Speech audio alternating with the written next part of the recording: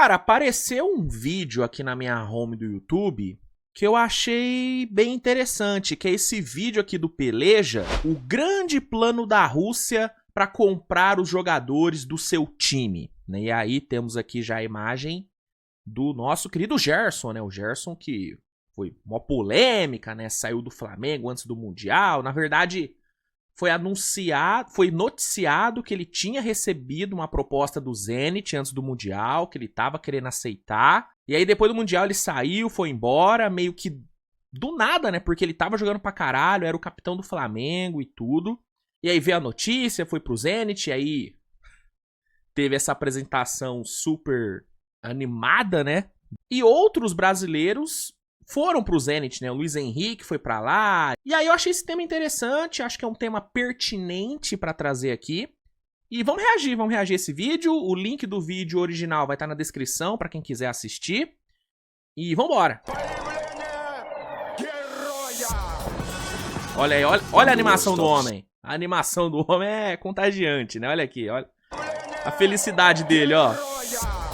Ó, felicidade. Nossa, caramba, minha voz ficou meio demoníaca, né? Perdão. Мы сделали все, чтобы наши гости, спортсмены, специалисты и, конечно, болельщики чувствовали себя в России как дома. Em 2025, mesmo com o futebol russo sofrendo sanções da FIFA e da UEFA e impedido de participar de competições internacionais... Ah, é verdade, né, cara? Os times russos estão com esses bloqueios, né?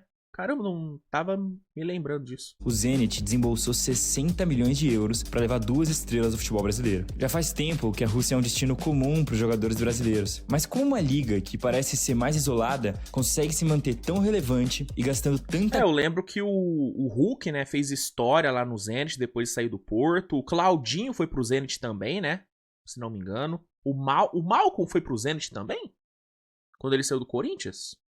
Acho que foi, não foi? Nas últimas décadas, a resposta está num projeto que envolve toda a estrutura de poder do país, suas principais indústrias e figuras mais controversas. Do investimento estatal ao dinheiro de oligarcas poderosos, o futebol russo é um grande esquema político que tem mais influência no mundo do que você imagina. Interessante, interessante.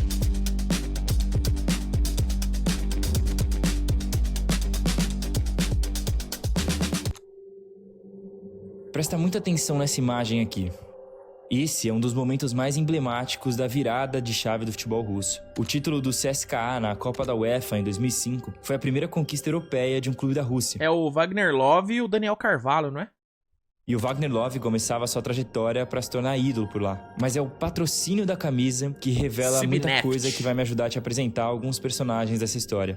A Sibneft, uma empresa gigante de petróleo, foi comprada no final dos anos 90 por 2 dos maiores oligarcas russos, Roman Abramovich e Boris Berezovsky. Abramovich, que foi dono do Chelsea, né? E teve que vender meio que às pressas, né? Porque tava meio que dando merda pra ele, né? Cada um deles pagou cerca de 100 milhões de euros para tirar a empresa das mãos do Estado, em um negócio muito questionado, já que isso era bem menos do que ela valia naquele momento. Em 2005, pouco tempo depois do título do CSKA, a Sibneft voltou a ser estatal, comprada pela empresa mais importante do país, a Gazprom. A Gazprom, que é empresa de gás natural, não é? A Gazprom Neft. É importante você guardar bem esses nomes. O valor da venda, 12 bilhões de euros. No mesmo ano, a Gazprom comprou uma parte majoritária do Zenit e deu início a uma nova era de um clube que até então não tinha vencido tanto assim. Além de expandir seu império, a empresa começaria a apostar numa estratégia de propaganda internacional através do futebol. Mas para entender como tinha tanta gente poderosa de olho, eu preciso te explicar um pouco dos detalhes da formação da Federação da Rússia. Terapia de choque.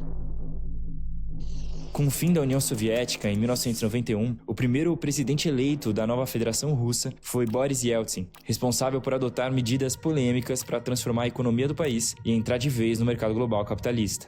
It is indeed a great honor for me to address the Congress of the great land of freedom as the first ever, over 1,000 years of history of Russia, popularly elected president. Em 1989, organizações internacionais como o Fundo Monetário Internacional, o FMI, tinham criado o Consenso de Washington, uma série de medidas que serviriam para guiar o crescimento econômico dos países subdesenvolvidos, consistindo em uma abertura comercial, desregulamentação, privatizações em massa e Estado mínimo. Na prática, essas medidas tiveram efeitos desastrosos na maior parte dos lugares, contribuindo rapidamente para o crescimento das desigualdades sociais e da pobreza. Na Rússia, Yeltsin adotou algumas dessas medidas, e as privatizações foram a principal estratégia. A terapia de choque permitiu que a maioria das empresas estatais fossem compradas por bancos e empresários bem conectados, geralmente em negócios corruptos e por preços muito desvalorizados. The day the ruble fell 20%, Vogue magazine held a party for 4,000. The cream of Moscow's elite squeezed into a shopping arcade to celebrate the launch of the first Russian edition. For 7 years, events like this marked Moscow's dizzying rise from its communist roots. The rush to capitalism impoverished the Russian nation but enriched its capital. Quando a reeleição, Yeltsin também lançou a prática de empréstimos por ações. Desesperado por dinheiro, o governo recebia empréstimos milionários e dava ações das empresas estatais mais valiosas como garantia. Quem emprestava já sabia que o governo não ia pagar de volta. Então, aos poucos, eles tomavam o controle das principais e mais lucrativas indústrias do país, principalmente as de energia. É assim que surge uma geração de oligarcas russos, uma classe muito exclusiva de homens que em muito pouco... Todos têm cara de mafioso, né? Impressionante. Não tô acusando ninguém de nada, tá? Pelo amor de Deus. Mas todos têm cara de mafioso, pô. Isso aí é brincadeira, pô. Parece vilão do John Wick, pô. O tempo dominaram que inclusive é russo, né? O vilão do primeiro John Wick é russo, né? A economia do país e concentraram poder. Um dos homens mais íntimos do círculo do presidente, Boris Berezovsky, conseguiu espaço em vários setores, incluindo a mídia, ao ganhar o controle da principal rede do estado, a ORT Television. Ele também comprou empresas de aviação e de energia, tendo como principal vitória a Sibneft, que eu te falei lá no começo. Apesar de viver seus momentos como o oligarca mais poderoso do país, ele também foi um exemplo de uma mudança que viria rápido. As medidas de Yeltsin quebraram a Rússia e a crise estourou em 1998, abrindo caminho para a eleição de Vladimir Putin. Aí, ó. Ó o cara aí. Livraria. Caramba, o Putin foi eleito em 2000. É que ele mudou, né? A lei de eleição. Não mudou? O formato das eleições da Rússia. Teve isso, não teve? Ou eu tô maluco? Os oligarcas, mas deixaria claro que o poder político era dele. E quem quisesse continuar lucrando teria que jogar dentro das suas regras. Berezovsky teve problemas com essa nova realidade, se tornou inimigo e teve que fugir para a Inglaterra para continuar tocando seus negócios internacionais. Em 2004, no mesmo ano que a Sibneft se tornou a maior patrocinadora do CSKA, o Corinthians fechou uma parceria com o grupo Media Sports Investments. O Kia... Como é que era? Kia Berechian? Alguma coisa assim, né? O MSI, o que começou com contratações inesquecíveis, como a chegada do Tevez e o Mascherano também, né? O brasileiro, em 2005, terminou com dívidas e um rebaixamento. Foi bem danoso pro Corinthians, né? Se vestiram de presidiários e trouxeram algemas, simbolizando que queriam a prisão do presidente Alberto do Alib. No processo... Caralho, mano, eu era pequenininho nessa época, mas eu lembro de ver meu irmão. Meu irmão é corintianaço. Meu irmão xingando do Alib pra caralho. Eu lembro bem disso. A justiça brasileira abriu uma investigação sobre um possível esquema de lavagem de dinheiro dentro dessa parceria. Dinheiro do Berezovsky, que tinha o Kia como parceiro. Kia Jorabichian. O envolvimento do oligarca também... O Kia que atua até hoje, né? Ele é empresário até hoje, o Kia, né? Explica como o Corinthians chegou a fazer uma parceria com o time da Geórgia, o Dinamo Tbilisi, cujo dono ficou rico justamente por ser amigo próximo dele. Caralho, olha aí, hein? Olha a teia de ligações. Tentaram comprar o West Ham, e esse caso brasileiro dava indícios de que os negócios russos iam rodar o mundo.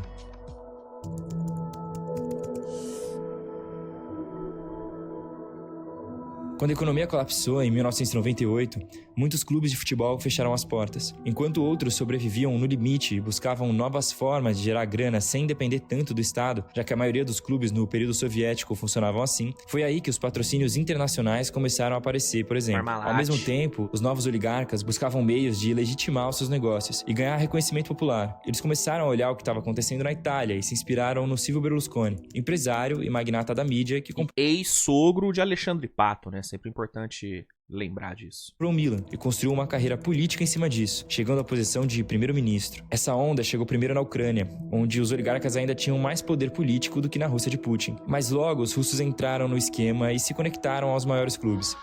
O Spartak... o Zenit hoje, com essa compra aí dos brasileiros, tá fazendo o que o Shakhtar Donetsk fez durante muito tempo, né? Antigamente, qualquer moleque novo aqui do Brasil que aparecia ia pro Shakhtar, né? Eu lembro que o William foi... É que o William não foi direto pro Shakhtar, né? O William acho que foi pra um time, pra um outro time, depois foi pro Shakhtar. Mas, pô, o William foi pra lá, o Douglas Costa foi pra lá, o Adriano, né? Adriano foi pra lá também. O Adriano que jogou no... Luiz Adriano, que jogou no Palmeiras, jogou no Inter. Meio que o Zenit virou o que o Shakhtar era, né? Moscou foi comprado por Leonid Fedun, fundador e vice-presidente da segunda maior empresa petrolífera da Rússia, a Lukoil, enquanto o Ministério da Defesa vendeu CSKA para um consórcio liderado por Yevgeny Giner, também da indústria energética. Diferente do seu antigo sócio, Roman Abramovich se manteve fiel ao presidente Putin e decidiu apostar ainda mais no futebol. Ele comprou o Chelsea em 2003 e investiu mais de 1,5 bilhão Despejou dinheiro no Chelsea de libras em 19 anos. Ganhou 21 títulos nesse período e conseguiu relevância mundial, iniciando a onda de compras ou patrocínios de clubes europeus por oligarcas russos. Os oligarcas já eram uma realidade no futebol, mas a partir do governo Putin, o esporte passou por uma renacionalização, né? Com empresas que voltaram ao controle do Estado, patrocinando e comprando clubes como parte de suas estratégias de influência. É meio que um sports washing, talvez. A primeira edição da nova Premier League russa, em 2002, foi vencida pelo Lokomotiv Moscow, propriedade do Ministério do Transporte, e depois da Russian Railways, maior companhia ferroviária estatal. Foi dentro desse novo paradigma de força nacional que a Gazprom mudou o foco de Moscou para São Petersburgo e comprou o Zenit, dando início a um dos impérios do futebol mundial.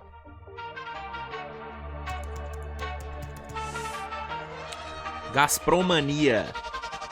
Segundo fontes internacionais, a Rússia tem as maiores reservas de gás natural do mundo, e a maior parte delas é administrada pela Gazprom. Quando Putin chegou ao poder, um dos seus objetivos imediatos foi retomar o controle da empresa. A Gazprom já patrocinava o Zenit quando o clube ainda não era gerido pela cidade, mas a compra não foi por acaso. São Petersburgo, antes conhecida como Leningrado, tem um peso histórico muito grande. Sim. É conhecida como a capital cultural da Rússia e é um dos principais destinos turísticos do mundo, uma verdadeira porta para potências da Europa. Em 2005, em parceria com o chanceler Gerhard Schröder, a Rússia assinou acordos com a Alemanha para a criação do Nord Stream, um gasoduto que levaria o gás natural russo direto para a Alemanha pelo Mar Báltico, servindo como um centro de distribuição para o resto da Europa, sem ter que passar pela Ucrânia.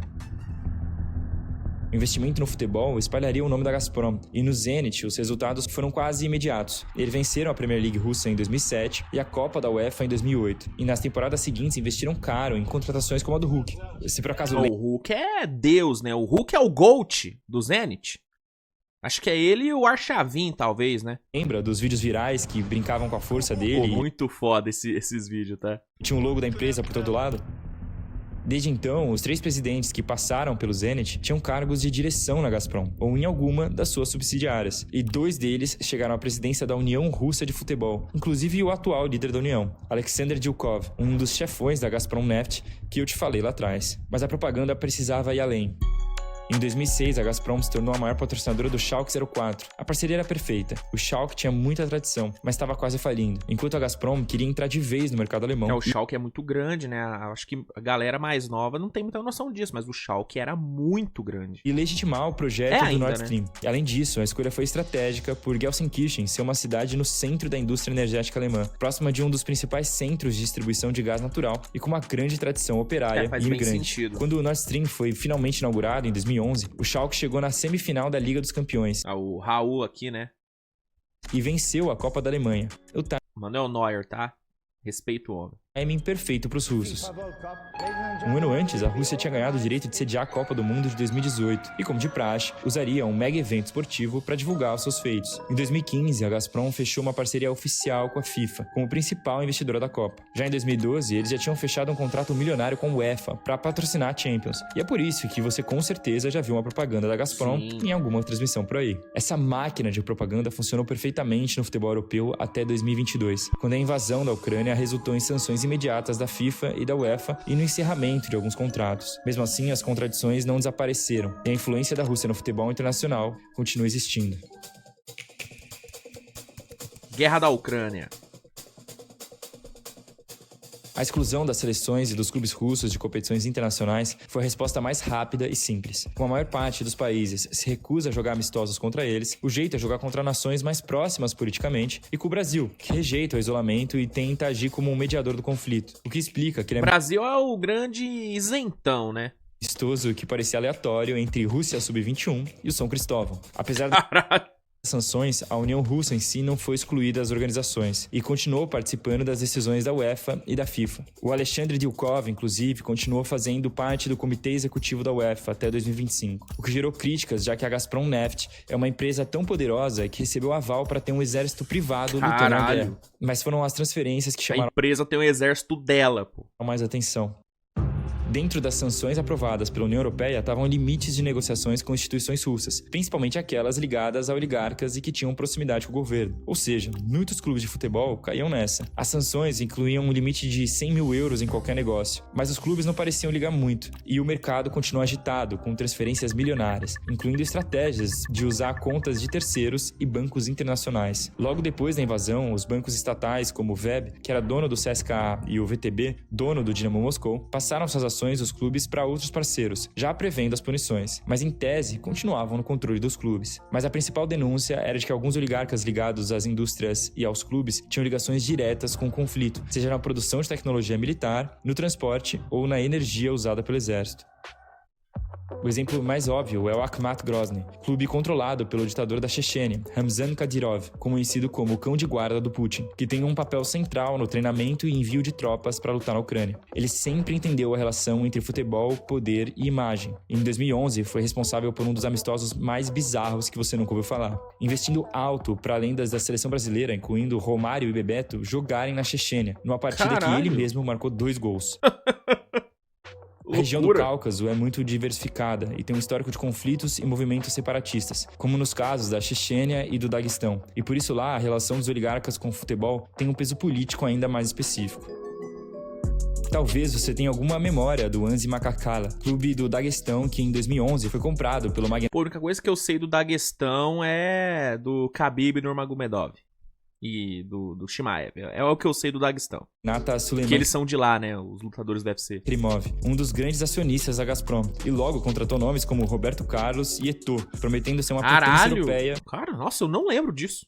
Num plano que falhou completamente. Todos esses exemplos mostram que as transferências de grandes jogadores para o futebol russo é um movimento que tende a continuar com muita força, porque independente das tensões políticas, faz parte de uma disputa de poder e influência que tá longe de acabar. Caralho, baita vídeo, hein? O Pelé já é muito foda, né, cara? Os malucos fazem um conteúdo muito bom.